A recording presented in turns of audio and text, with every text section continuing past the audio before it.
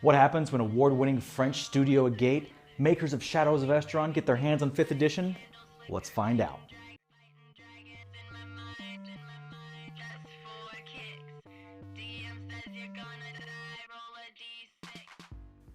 Hi Game Masters, and welcome back to Second Rate DMs. If this is your first time here, we do news, reviews, and all sorts of things that cover tabletop role-playing games. Today I am super excited to bring you Fateforged. This brand new Kickstarter put together by Studio Agate, creators of one of my favorite games. If you've been on this channel for a little while, you've known I've talked about Shadows of Esteren, and I've talked about it and I've loved it because it is a gritty, dark, European horror, and they're bringing that and their creativity to 5th edition. We're not even going to mess around today. We're going to get right into it. So right now, for the next, I think, 14 or 15 days, there is the Fateforge Kickstarter.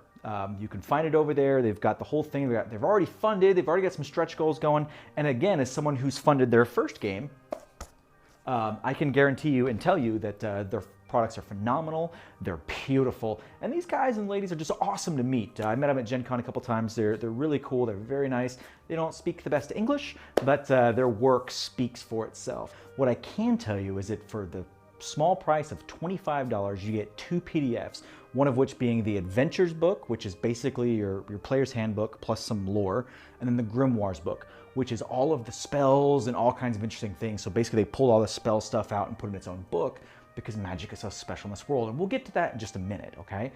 But, you know, honestly, $75 for the books and the PDFs is really, really good price, especially with the quality that we're going to talk about here in just a moment.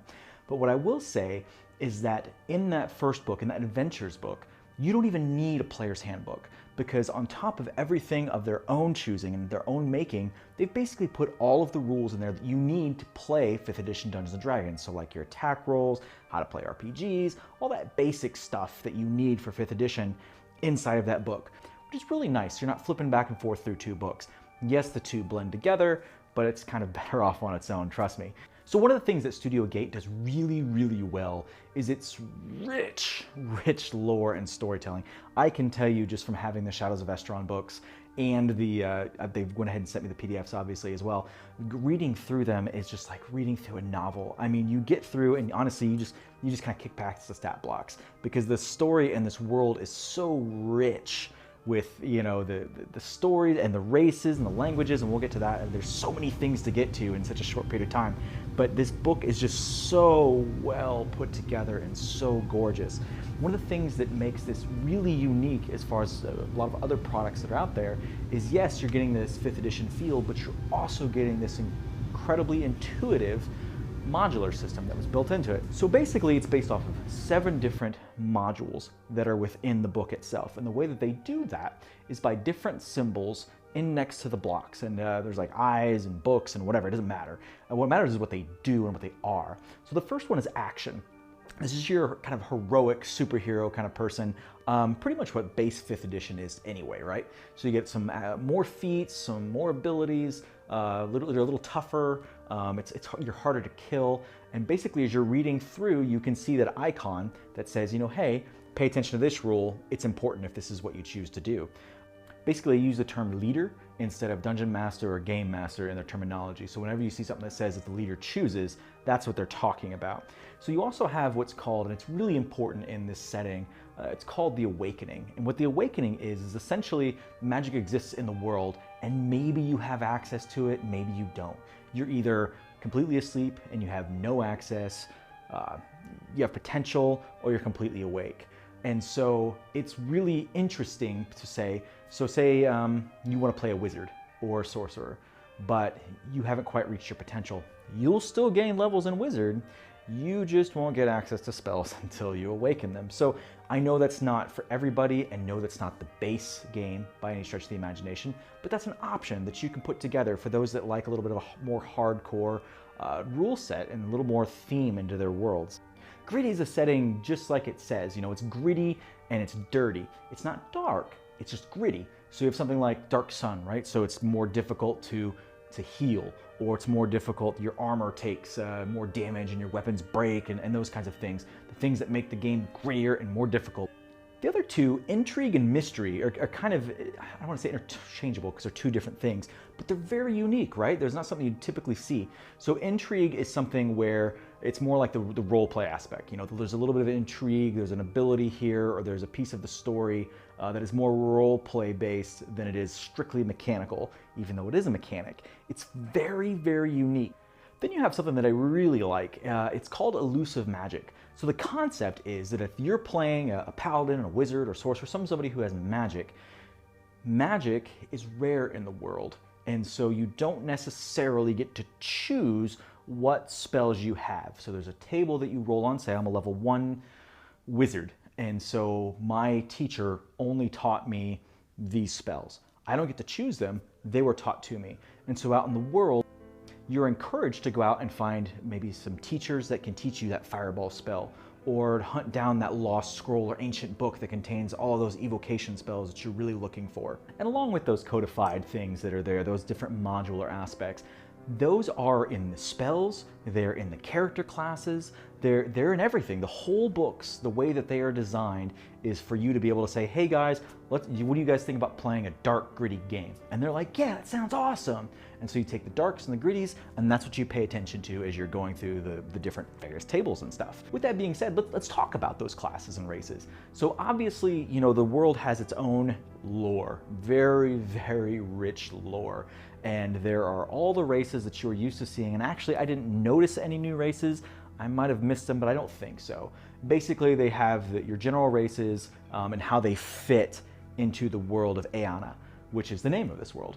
And what is unique is they do have some different things. You'll notice that there are some core things in the book, like the core classes and the core races, but there's a few twists here and there, a few tweaks, if you say, to make them a little bit more perfect, make them a little more delicious. But yes, all your normal races are there, your Dragonborn, your Tieflings, and everything else. And I will say that the dark options for the Tieflings are pretty wicked. You have all of your classes, plus one. They did put in a new class. It's called the Scholar. It's exactly what it sounds like. It's a skill-based sort of class that, you know, they learn things, they add it to the repertoire. There's a little bit of alchemy involved in there, a little bit of artifice, a little bit of magic, a little bit of fighting. It's kind of like a hodgepodge of classes really, but it is about learning around you. Each of the core classes are represented. They have their basic, they're free, the ones that you can find for free online. So like if it's the rogue, it's the thief, that kind of thing. But they also, in each and every one, have their own unique subclass that they made for each one of them, or subtype, whichever language you prefer to call them. Probably one of my favorites, I have a good friend of mine who loves to play psionics. And so, you know, they've had real issues lately with trying to get the mystic to kind of pass, but they actually threw it underneath the sorcerer as a psionicist. It has its own name, which completely escapes me right now, but it runs that, you know, kind of psionic bloodline and, you know, being able to do those different types of magic powers, so to speak. But you'll also notice that they took those core classes that you're used to, those core subtypes, and kind of tweaked them a little bit. So like the Ranger doesn't suck, for example, but it's not too overpowered like the Unearthed Arcana version that is way better than the printed version, but way too better. They did a very good job. So now let's go ahead and move on to the quality of the books.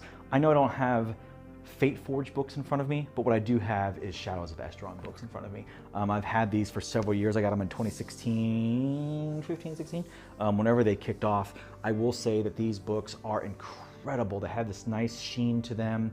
They're very smooth. It's weird. I love this texture. But each and every one of these pages, this is what you can expect in Fateforged. And you can see this now on the PDF. You can actually download the Fateforge Player's Guide right now. You can download it on DriveThruRPG, and it's basically just a snapshot of the adventures book. But this is the kind of art that you can expect to find inside of the book.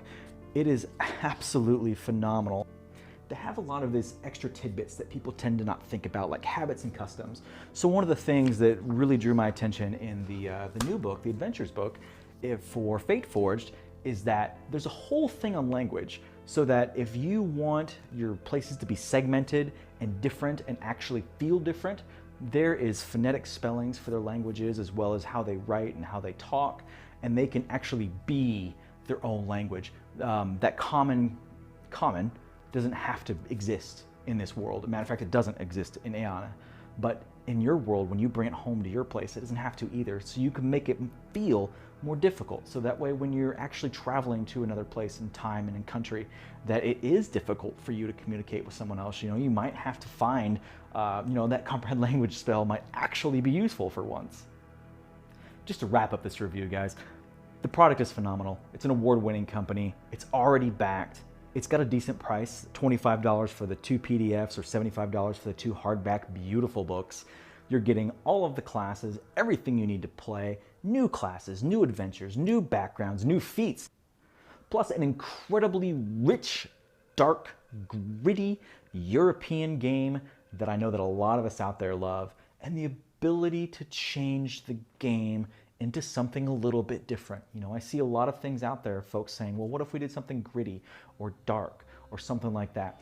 These modules are already built into this book for you. So if nothing else, if none of that other stuff interests you, if none of it interests you, you've at least got the ability to add a little bit of modular to your games and make them at least a little bit different. I will tell you that everything that I've ever gotten from this company is incredible. Their soundtracks, their music, their PDFs, their books. I've already backed the game. I can't wait to pick up my copy actually at Gen Con this year. I hope that you guys too. Please check them out on Kickstarter.com. Again, that's Fateforge. And if you're slightly interested, go ahead and go to DriveThruRPG and go ahead and give that a download. It's free. There's nothing for you to check out. I tell you right now, you download it, you look at that art, you look at what's going on there, and you're gonna be in just as much love as I am. Thank you guys so much for coming out here, listening to us. You guys have a fantastic week. And as always, hit that like and subscribe button so that we can keep doing this. And we'll see you soon. Talk to you later.